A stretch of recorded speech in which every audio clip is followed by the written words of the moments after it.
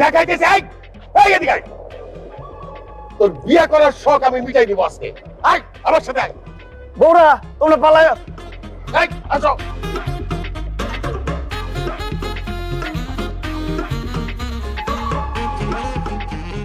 এই মেয়েরা, তোমাদের পরিচয় বলো। তোমাদের বাপ মার ঠিকানা কি, বাড়ি কোথায়, সব বলো আমাকে। তোমরা কোন আক্কেলে এই লোকের সাথে চারটা সতীন নিয়ে সংসার করতে রাজি হইলা? বৌরা তোমরা তোমাদের মনের কথা খুলে বলো।